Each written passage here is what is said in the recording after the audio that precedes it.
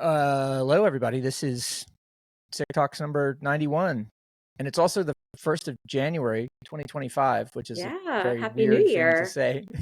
Happy New Year. Happy New Year. My guest today is Alyssa Vingan, who is a writer and an editor and a content strategist and a digital director and a podcaster, which we will talk about in a minute, operating under the moniker The New Guard, spelled like avant-garde. Yes. Which Alyssa I want to know about in a second. But in any case, Alyssa and I met not quite a year ago at an event that our mutual friend Bryn Wallner, former guest on this show, threw, and I had heard Alyssa on Throwing Fits just not too long before that, so I was sort of familiar with her. But we have since run into each other a few times, including at our buddy Janice's going away party and just before Christmas. And I don't know. I find Alyssa easy to talk to. So when I was thinking about whether I should do a show on New Year's Day, knowing it was a holiday for everybody, I was just like, you know what? I bet Alyssa would just be down to chop it up. So I called you Sure and you am. said you are. Well, thank you. I appreciate that. Thanks for having me. Yeah, of And my course. dog Leche is on my lap, so if Oh, anyone hears her at some point. Right. Or those of you who are watching this podcast on Spotify or whatever, maniacs. Well, so first and foremost, Alyssa, Happy New Year. Yeah, Happy New Year to you as well. How is 25 treating you so far? So far, so good. 24 was a weird one for me, so I'm really excited about 2025. Yesterday, I was like, you know what? I'm going to go to bed early, and we're just going to let this one tie up nicely in a bow and start again tomorrow. And so, yeah, I'm in a great mood. I'm excited. Oh, that's good. Only I'm glad good to hear. things Yeah, when I moving sent you forward. when I sent you links this morning, you answered, pretty quickly, and I was like, okay, so Alyssa probably wasn't out, didn't go too hard last night. Oh no, I did not. I thought about it, and then around like 4 p.m. when I saw that it was going to thunderstorm, I was like, you know what? I'm not doing my hair. Yeah. We had this, I don't, previous listeners may recall, I got invited by virtue of a dinner that I attended, put on by Value Retail, who have the Belmont Village out in Okay. Have you heard about this? I don't keep going. I don't know if Okay, yeah. So Value Retail is this developer of, among other things, retail shopping centers that under a X Place Village moniker are like little villages that they build, and they're all off-price retail. So they have one in just past the border of Queens called Belmont Village, that replicates one that they do in Oxfordshire called Bicester Village, and there's one in there's ones in Belgium and in China and in Germany, et cetera, et cetera. So this one in Belmont Park has the first ever off-price Tom Brown store, which is one of their claims to fame, and one of the things that got me interested in going out there. Anyway, we got in by virtue of being invited to this dinner. We got invited to either a Mariah Carey performance or a Billy Joel New Year's performance. And so it was written down, and we were going to go to Billy Joel on New Year's Eve because I've never seen him. And and then it sold out because we didn't move fast enough. So we stayed home and watched The Substance with my 18-year-old, which was interesting, shall we say. Yeah, I saw that one in a theater by myself.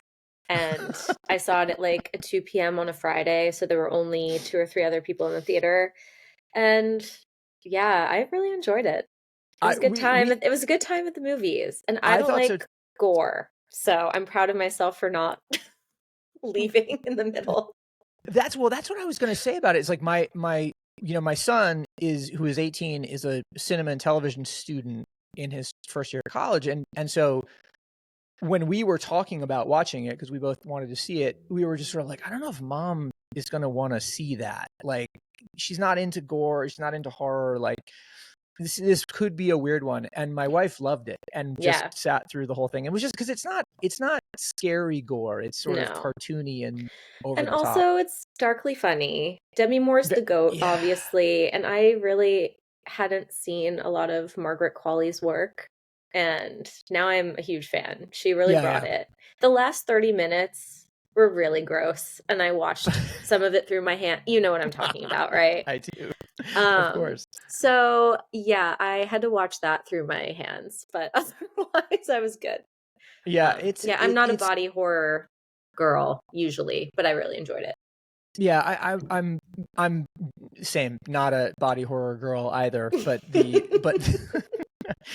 but no, we really enjoyed it, and I think we're gonna. He's on his way. He'll walk down behind me at some point. He's gonna go see Nosferatu later today, and then I he's gonna saw that come the day back. after Christmas. That was Oh, fun. really? That was a fun time at the movie too. I Okay, enjoyed it a cool. lot. Mm-hmm. I wanted to see that. I was thinking I wanted to see it with him, but he's going with a friend. So there you go. Dad has to stay home and podcast instead. And then I think we might watch Anora tonight. At home and rent that and see what that. Have you seen that one? I enjoyed that one too. I thought it was fun. I like Mikey Madison a lot. I know people love to hate Sean Baker. I didn't really wade into that discourse that much, but I enjoyed the movie. Yeah, it's funny. I heard a couple of oh, you know what it was? I was over at our mutual friend Chris Corrado's spot plus. I overheard a couple of the sales team like essentially debating Sean Baker, and I was like, I don't know where the controversy comes from. The Red Rocket is the only thing of his that I've seen, and Red Rocket is sort of like trashy and silly, but I didn't get the controversy. Where does the controversy come from? Do you know? I think it is the exploitative nature of his films. Like he will take, these characters who come from a different walk of life and just tell their stories without maybe doing a lot else for them. Got it. Okay. So it's a little bit of like the cultural tourism. Yeah. At least I haven't waded too far into this discourse because I did like Anora and I thought Mikey Madison did a great job. And I didn't really read any of we can get into this later, but now that I'm not a digital editor anymore, my think piece consumption has decreased significantly. So I am a little bit behind on the discourse, which is not horrible, but it is just a fact. Yeah. Well, I mean, God, my think piece consumption is, I love that. It's true. I think that's probably healthy for everybody, by the way. Not just, I mean, it's healthy for you. It's healthy for everybody. It's also healthy for everybody that, Right. But I do understand, it was a movie about sex workers and class and all of these things. I'm not exactly sure which element people were mad at this time, but I had a nice time watching it. And I think Mikey is really talented. So I'm excited to see where her career goes. Yeah, I am not, it's funny. I'm not really familiar with her at all, but in contrast to you, I'm a bit of a Margaret Qualley stan. Starting. What else of her should I watch? Well, I mean, she's really great. She doesn't have a big part, but she's really great in Tarantino's and Hollywood, whatever Hollywood. What's that called? Once Upon a Time in Hollywood. Once Upon a Time in Hollywood. There you go. And Mikey Madison's in that too, right? She is, and so I really gravitated towards Margaret in that one. She stole the show for me, and I didn't notice Mikey at all. I mean, obviously that character is indelible, but it wasn't like she jumped off the screen at me the way that Margaret did. But she among other things, came to prominence as the dancer in a Spike Jonze directed commercial for Kenzo that when Carol and Umberto were creative directing there. I don't remember this one. Yeah, it's a you got to look it up. It's amazing. I'll link it in the newsletter that follows this. But it's a dance piece shot at Lincoln Center. She's in a kind of emerald colored Kenzo dress, and then she dances in this exceedingly, I don't know what, expressive way, right? There are elements of modern and funk and crunking and all kinds of crazy shit in there. but it's a really, really fun spot. And she is so like, just leaps off the screen. So I that's feel like a I fun one. must have seen that at some point, and I know she was just in a music video for Jack Antonoff. I don't know if it was him or for Bleachers or what, but I enjoyed Yeah. Well, I watching her mean, in that. makes sense, right? Like Hmm. when you've got Margaret at home to cast in your music video, But you I might as always well. forget she's a dancer, and then watching The Substance, I'm like, oh, yeah, she's a dancer. She can, I'm Yeah. assuming that was her doing those splits and stuff. It wasn't like a body double, right? No, I would have thought so. That was actually one of my questions about The Substance was to what extent they would have employed body doubles and prosthetics and that sort of stuff, because it's such a frank statement about aging and female beauty and like being in shape, and as well as of course the way we see ourselves, and I wondered to what extent the actresses were like, okay, I'm gonna be that vulnerable, and to what extent they were like, yeah, this is a little much, or I'd rather Yeah. be reflected in a way that, I mean, for to me in particular, I felt like there were probably there The was some imagery only of her thing that, I read that oh, go ahead. was prosthetic was Margaret Qualley's breasts were prosthetic, but I Yeah. didn't read anything else about that. But that is interesting, and now I'm very curious. Well, yeah, I just like, not to be, I don't know what, like crude or graphic or whatever, but a couple of the shots, I was like, Demi Moore definitely has a nicer butt than that. That's, I was like, I'm sorry, she just definitely does. Sorry. Yeah, I don't know. Again, the amount of think pieces I consume is a lot lower these days, but I feel like it must have been on a maybe it was a late night show, and Margaret was talking about the movie, and she said that Got it. it was That was the situation. prosthetics. Yeah. Yeah, I would have, that I would have guessed, but otherwise I See, wasn't sure. I didn't know. Oh, I was really? surprised. I was like, "Oh, okay, that does make sense." Yeah, And we I know what's guess she funny is, showed her breasts in other movies, and I just hadn't seen it. yeah, That's what she said anyway. well, I couldn't, that I don't know, actually. I couldn't tell you. I'm a fan, but I'm not that much of a fan where I'm Yeah. sitting around, Right. indexing those sorts of things. But no, the funny thing was that there was a Chloe Feynman from Saturday Night Live did an Instagram post a couple of weeks ago where she talked about, where she has to play um characters who are more buxom than she is. There is a prosthetic that they have at SNL that or maybe there, I mean, there must be multiple prosthetics, but there's this prosthetic that she wears, and when she puts it on, it's just part of costume, right? Even though it looks like she is topless. Right. And so she's just gets sort of, in the Instagram post, she's like, yeah, I'm just sort of used to walking around with this thing on and not thinking about it. And then like I opened my door one day and there's like an NBC page there, like knocking on the door, and it was a funny story. Anyway, but because of that, I was looking at Margaret yesterday and going, yeah, I'm not sure that, I think that's probably fake.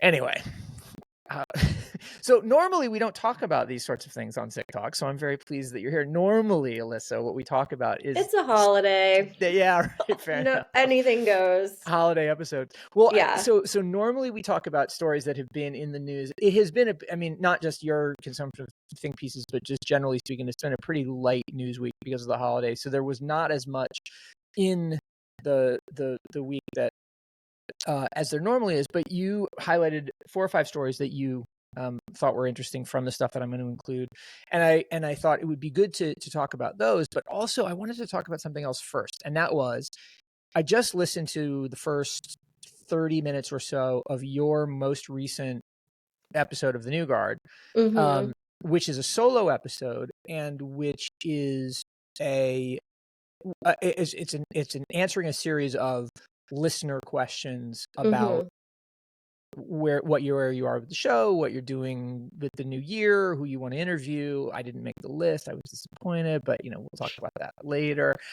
Just JK, only JK, guys. But it was, I thought the thing that I wanted to ask about was the solo podcast thing. I have never felt impelled to do that, and also don't do any of these like talk to camera, social media, TikTok things, or any of those sorts of things, like which I probably should do if I want anybody to see this fucking thing. But It's true. But I just wondered, what was it about like what propelled that notion? Is it because you listen to a lot of solo pods, or look at these guys? You can just. All right. Sorry for those who are not watching this on Spotify. My kids or my son is just leaving That was the very house with his funny. friends to go see Nosferatu.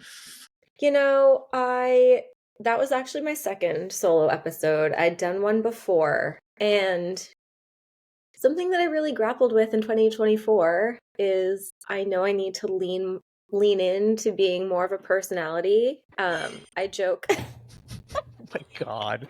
It's Not subtle at all back the here. opposite of what he's trying to do. I joke a lot about going Alex Cooper mode, and I kind of just think that it's not really a joke. You have to put yourself out there in a way that people get to know you.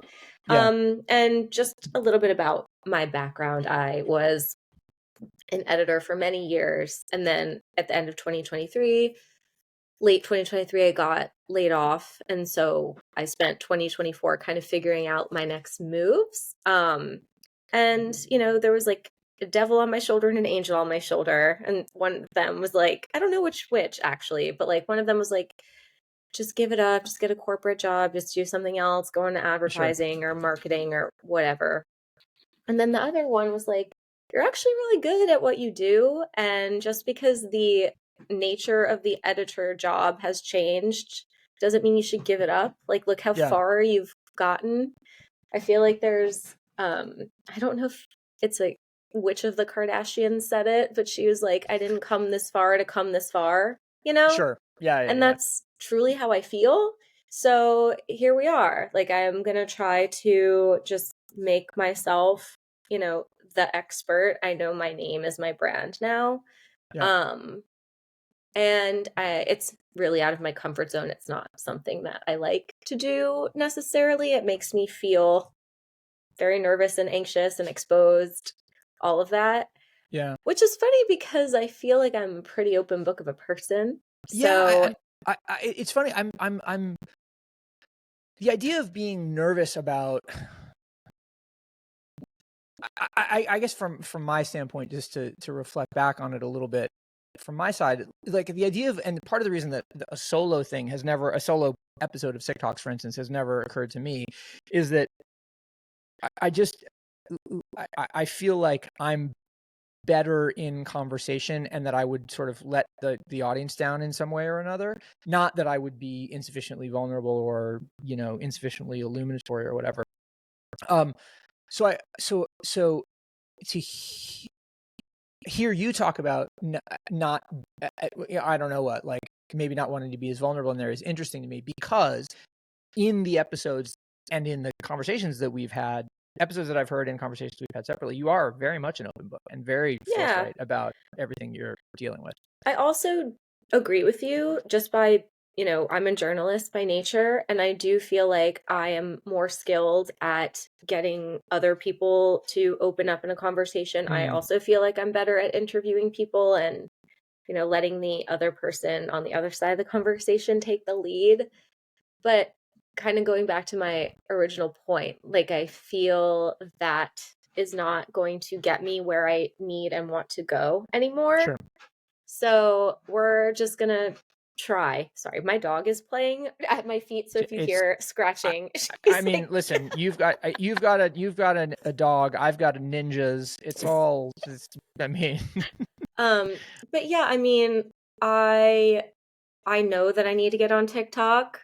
If it doesn't get banned in the next couple of weeks, I don't know if I'm going to do the green screen stuff or if I'm going to figure out a way to clip my podcast in a way that, like, I'm sure you've seen a lot of podcasts out there. They'll, you know, just take the audio and put like a, you know, collage of images in the background, especially because I talk about fashion and beauty a lot. There's a lot of fodder out there for what I'm talking about, like runway images, etc. But yeah, it is.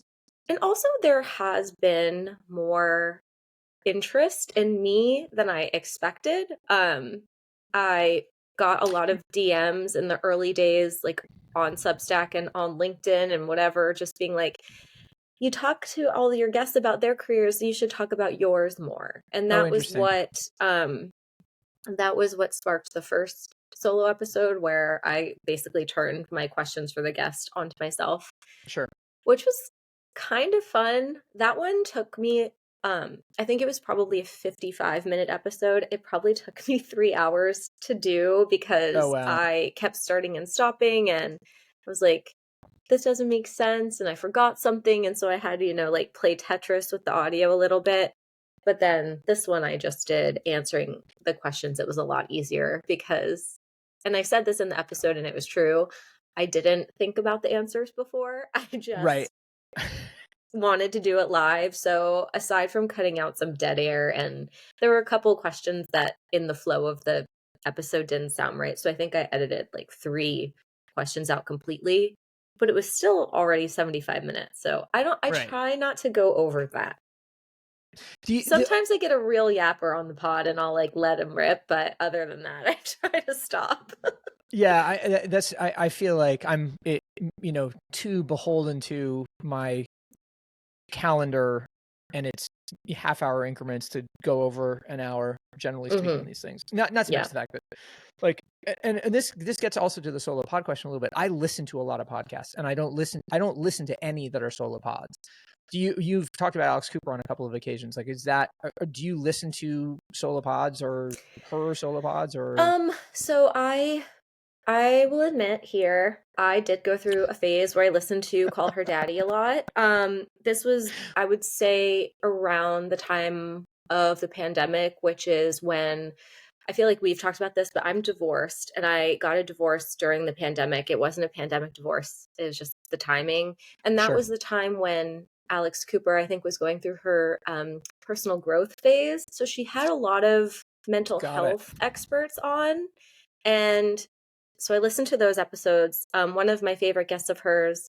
Do you ever watch the show Couples Therapy on Showtime? I No, think that's what but it's called.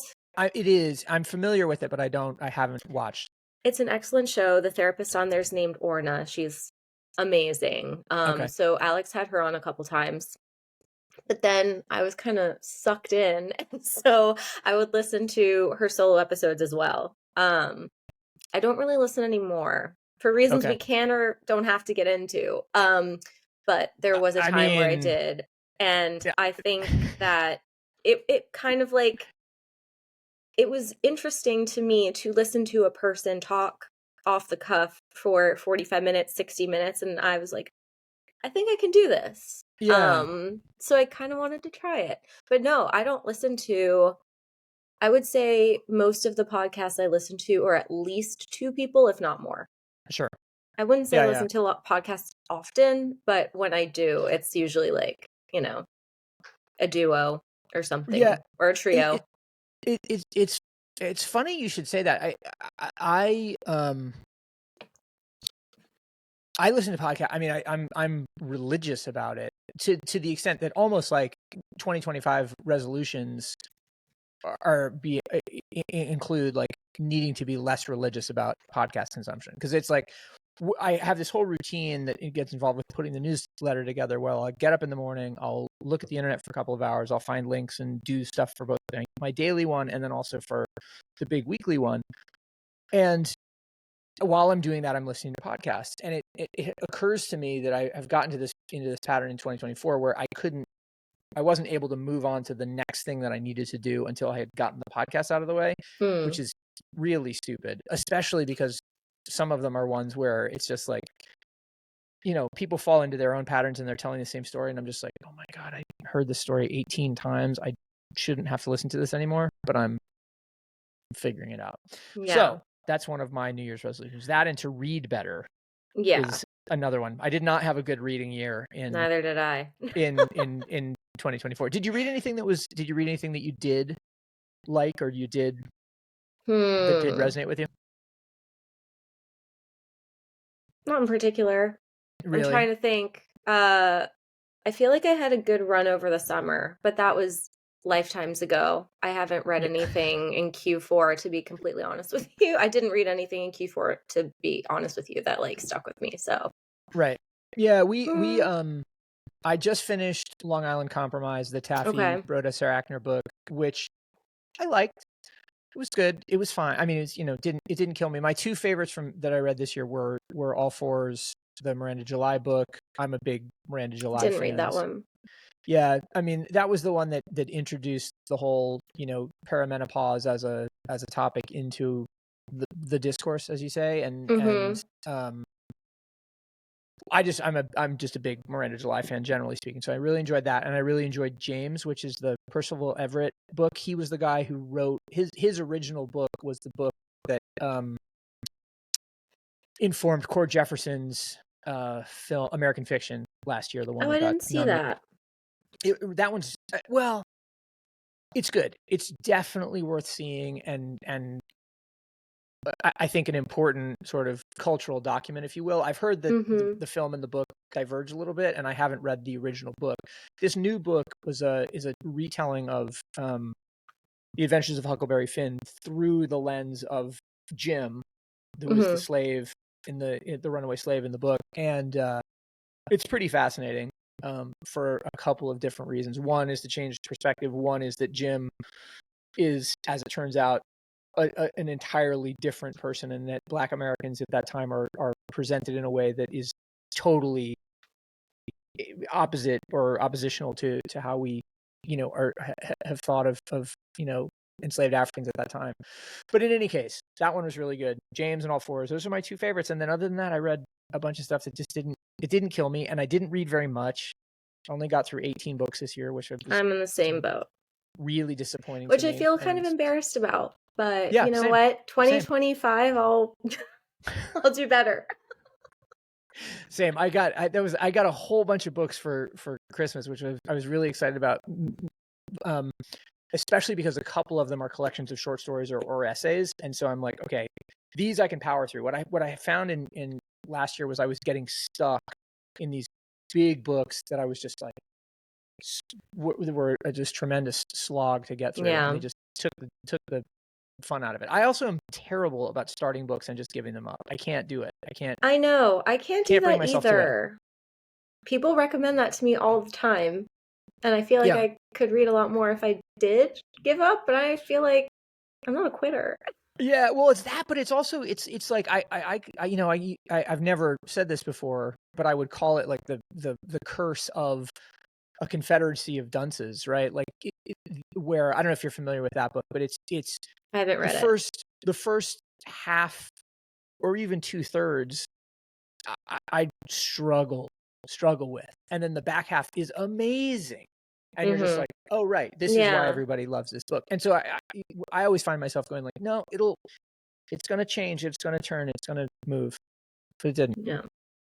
Or many of them didn't this year. Anyway, all right. So one other thing that I wanted to ask you about, you said on this most recent pod that you would really like to do a branded or an editorial project for a brand. And I thought that was really interesting, partially because one, I empathize, sympathize, whichever the correct word is for that, both. And also because in my many years working in media on the business side of things, I ran over and over again into editors who sort of regarded stuff that brands did as being beneath them or gross or cheap or whatever it was, right? Some sort of those days are gone, baby.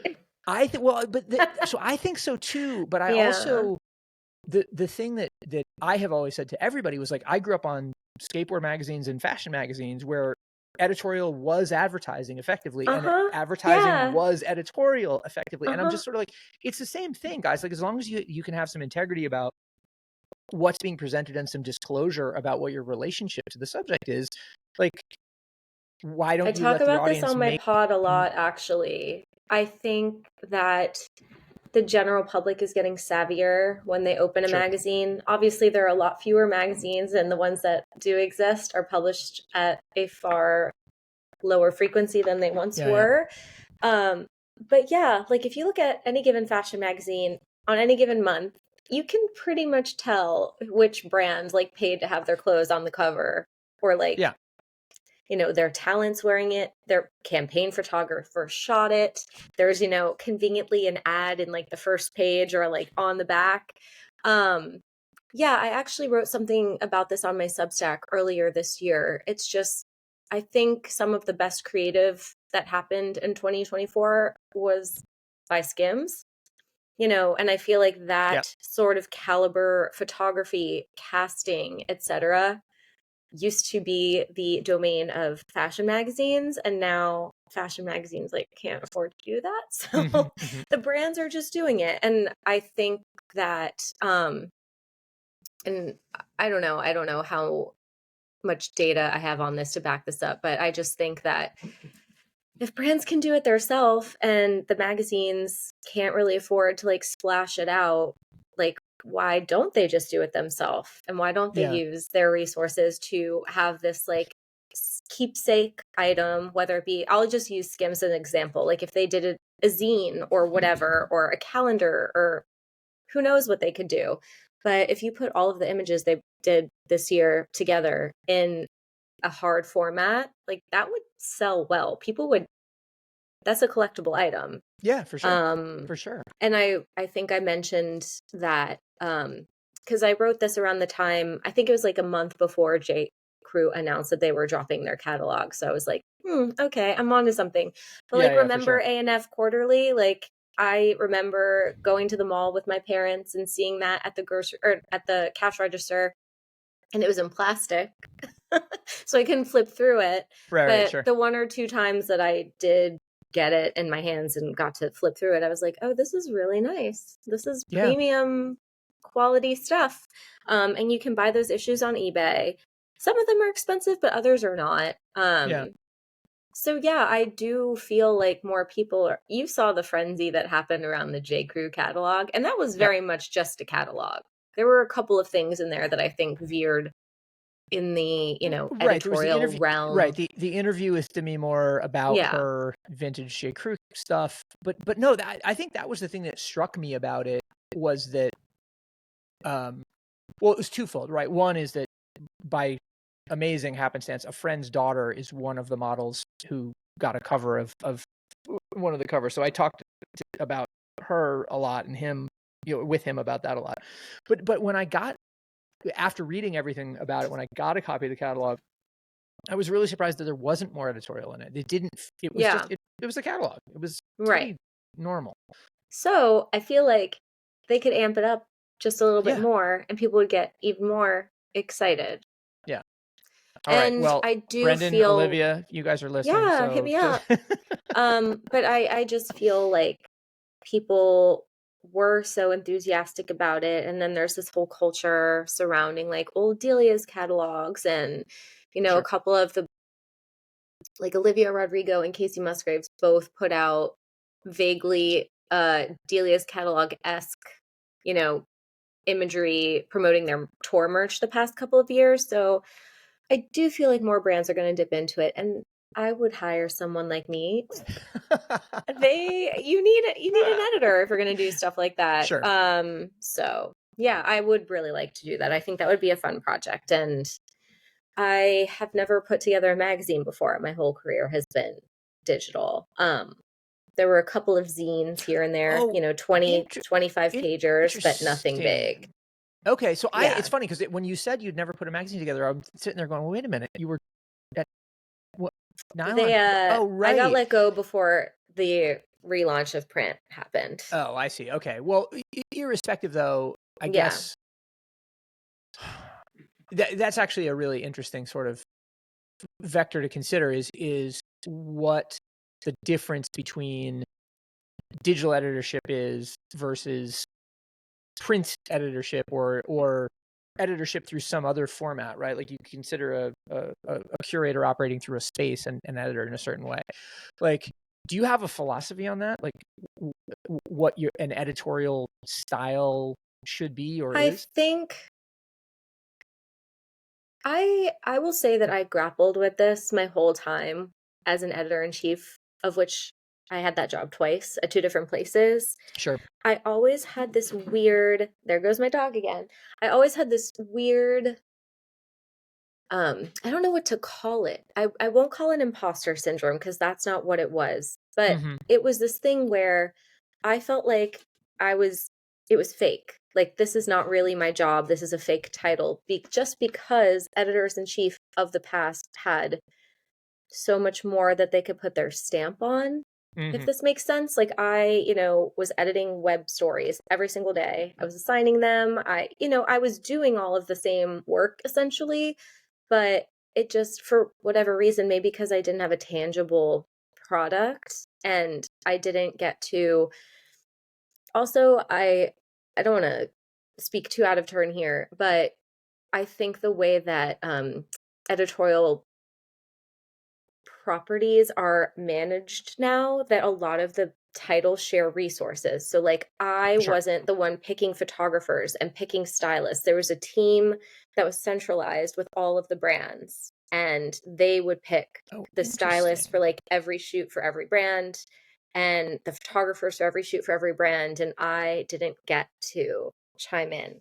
I know that there are Huh. some editors in chief now who still get to, do that. Who Like, do I'm that? sure Will Yeah. Welch gets to choose who shoots the covers, but I never got to do that. I was looped in after the choices had been made. Interesting. So So yeah, I I understand then yeah. both the sense of displacement from that responsibility and then also um the desire to do it, right? Like, Yes. how I could you wanted to not want to so do it? badly. Yeah, yeah. Of course, choosing the talent and stuff, that was still in my purview, but yeah, there's certain things that, or there's certain things that editors in chief of days gone by got to do that I never Yeah. got to do, and it made me feel a little bit like I was faking it, which I Sure. know is, things have just changed, and I know that that was a me problem to be thinking that all of the time, but yeah, I Well, yeah, would yes and love no. I to mean, you're be sorry. Go ahead. involved. I would Finish the love thought. to be involved, like, in the aesthetic of something and the, layout of something, and all of the things, and then hold it in Yeah. my hands and be like, look, and then I can keep it on my shelf forever. Yeah. It's funny. I Okay, so I understand that completely. I find the idea of centralized decision making about creatives for multiple editorial brands a little mystifying. I Me too. understand from a business management perspective, I understand it completely. Right. Shared services and so on and so forth. But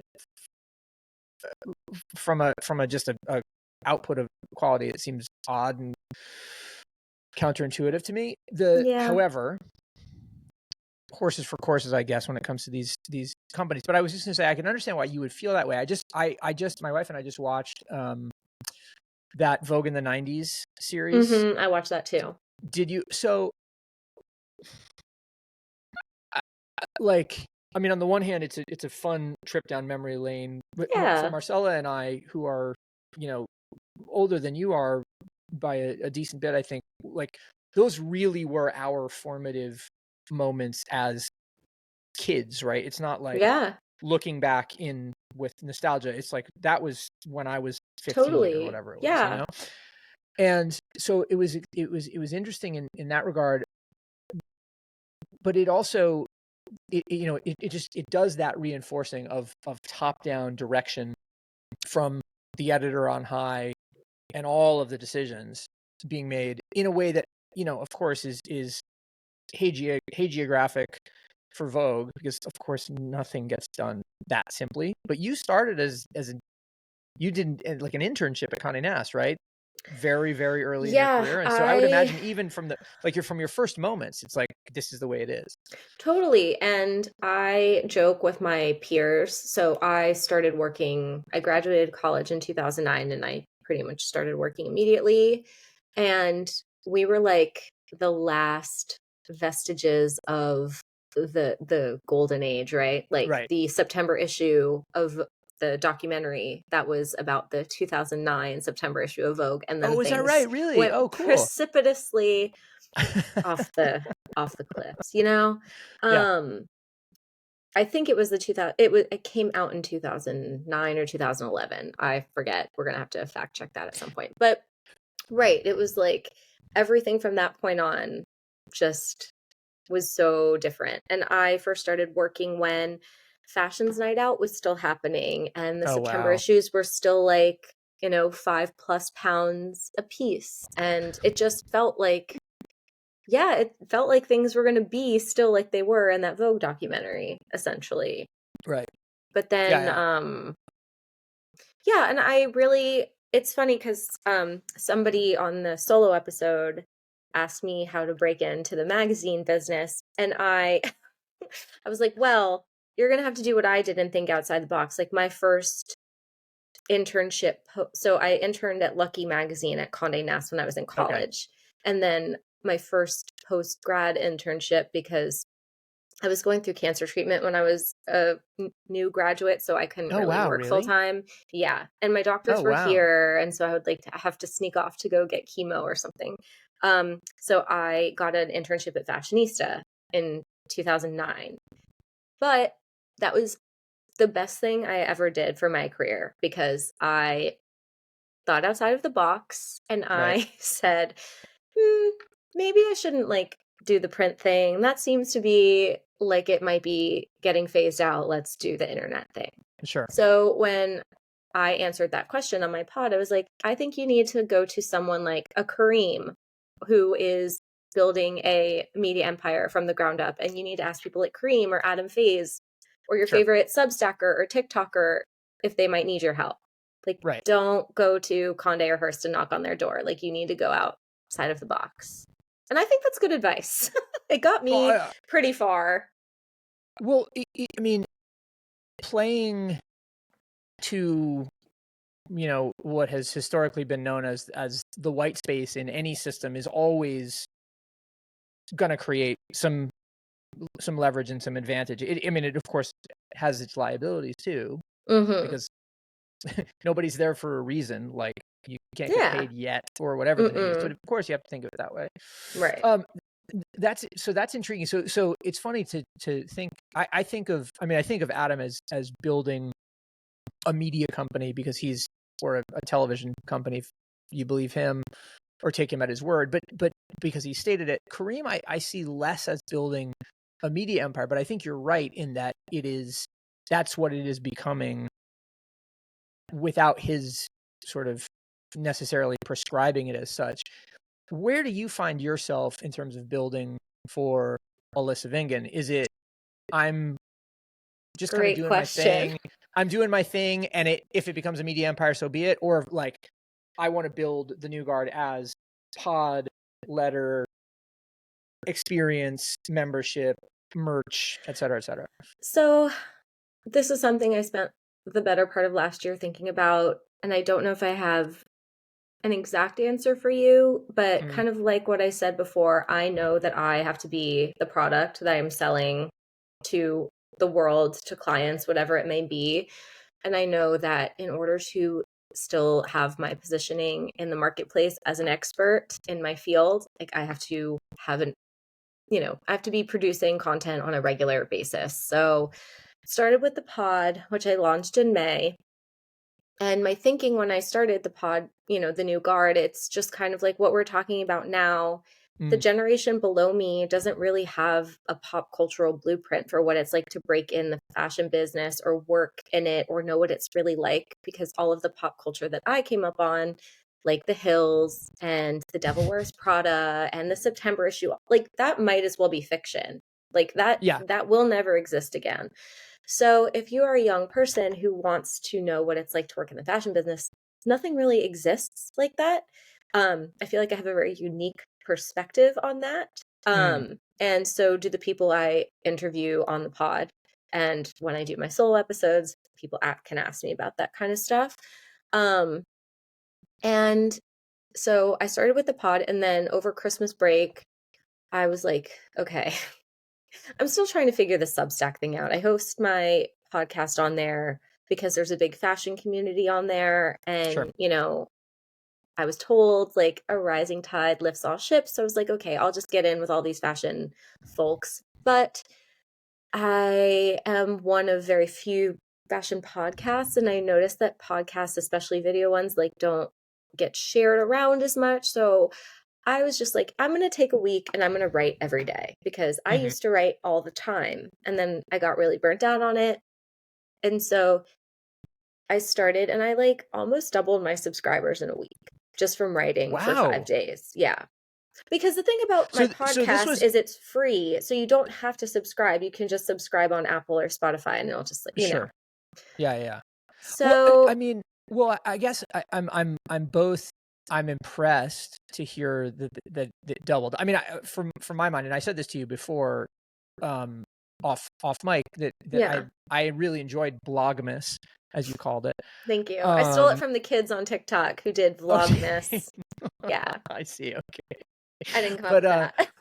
well, I mean, well, it sounds like you. I mean, you changed more than 3% of it, so it's probably yours, right? You added a B to a That's 7-letter true. word, so yeah. So I Mm-hmm. mean, yeah, that's like 14% yours. You got it. Thank you. Yeah. So, but that's interesting. Clearly, or I don't actually. I shouldn't put words in your mouth, but I get the sense that you're not gonna now be writing every day.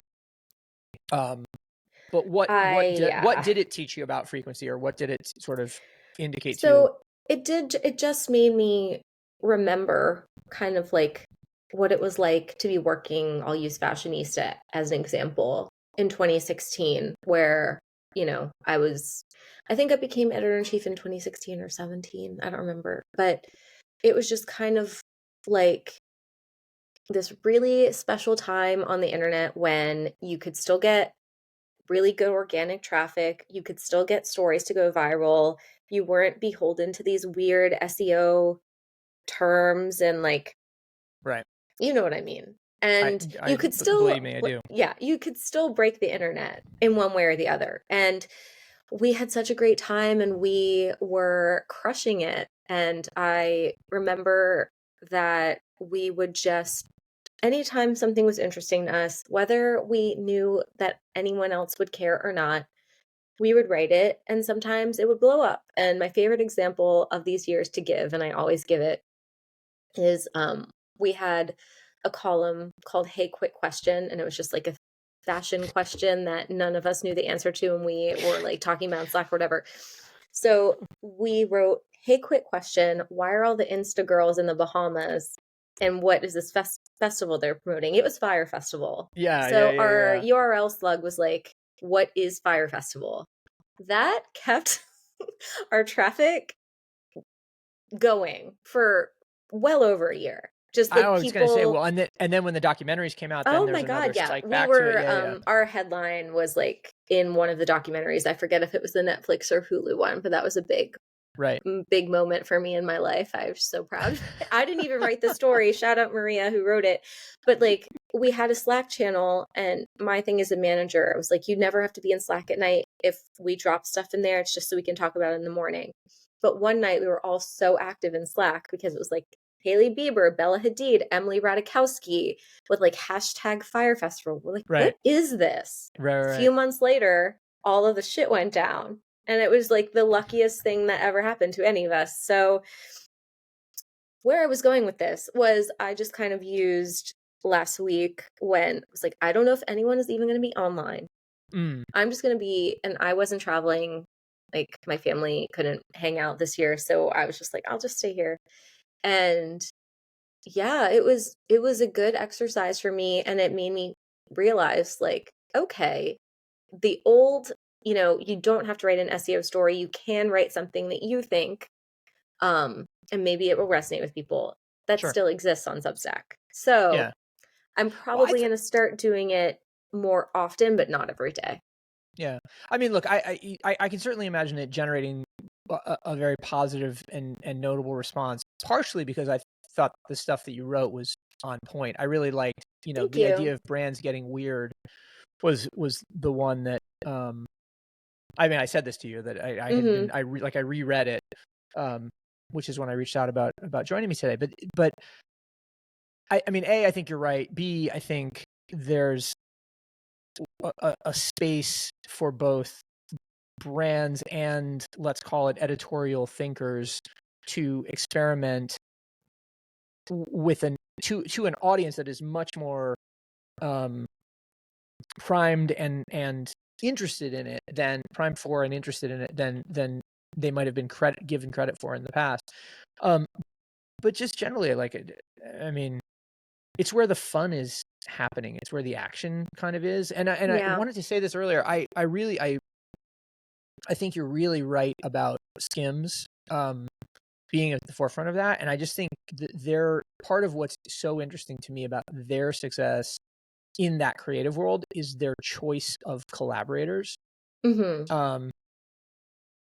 You know, like Nadia Lee Cohen makes stuff that is like indisputably sexy and fashionable, but it's also weird. Yeah. And it's also like kind of untoward in a weird way. Like Sandy Kim shooting stuff for them. I mean, And Jack Bridgeland, is that how you pronounce his name? He does a lot I of the GQ covers, but I remember specifically the Sabrina Carpenter Skims campaign this year oh was yeah, his. I okay. loved that.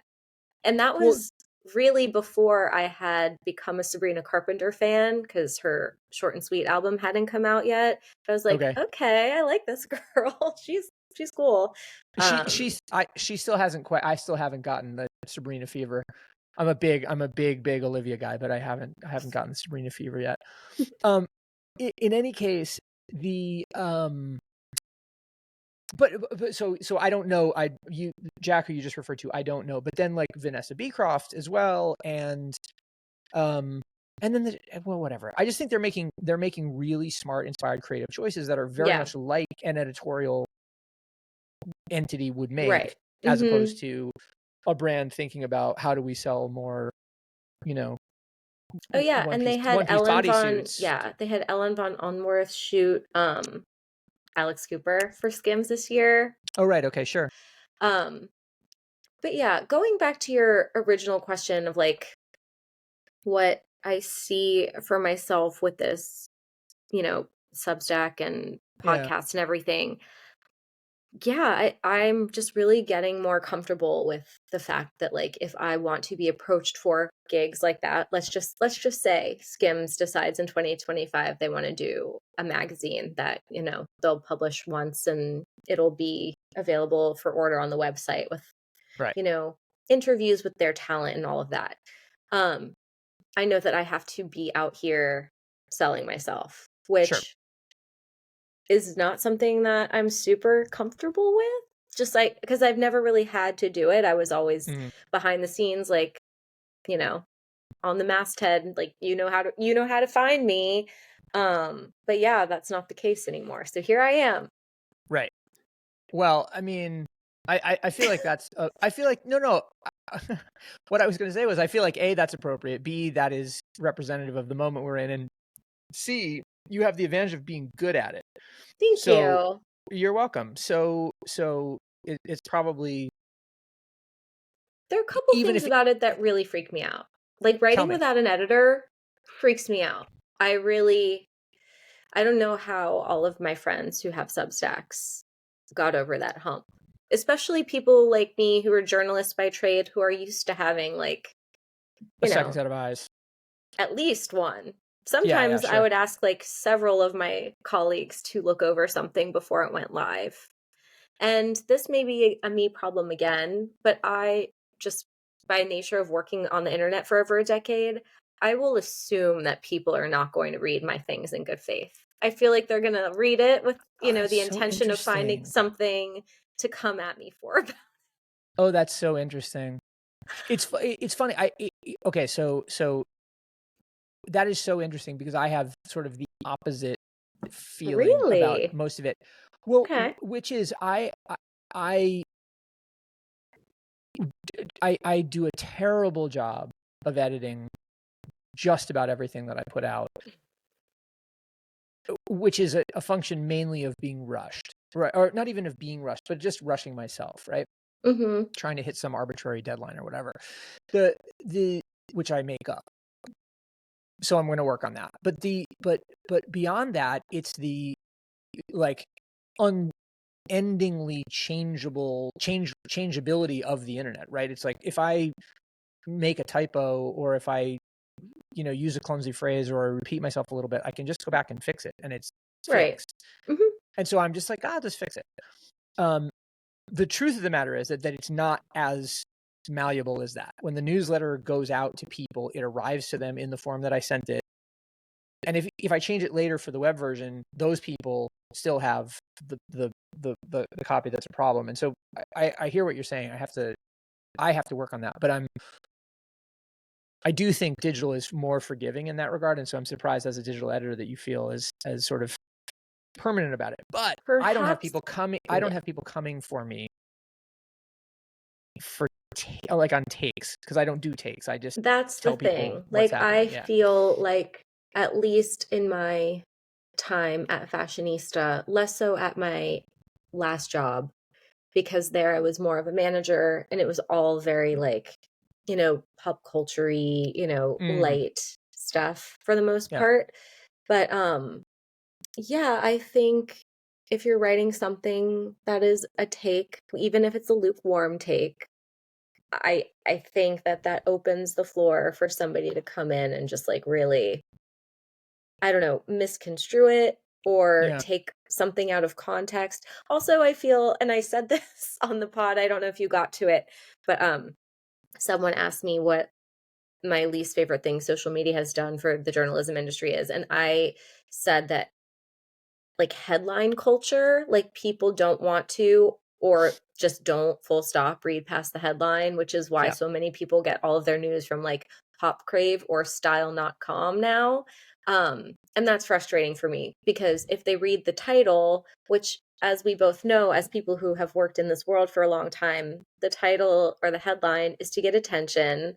Often it's a little bit, I wouldn't say slanted, controversial, but like, you got to get someone, right. You got to get someone to click on it. Often it's a hypothetical question. You can't really tell what my take is going to be from my title. Right. But if someone wants to assume and come at me or tweet at me or leave a comment or whatever without reading it, that bothers. Do you feel like there's anybody that is doing that? And it could be in any of the, as Brian Morrissey calls, the information space. But do you feel like there's anybody who is doing a good job of countering that? Like I think of Jonah's post on Blackbird's biplane 2 weeks ago. Timeless style is a lie.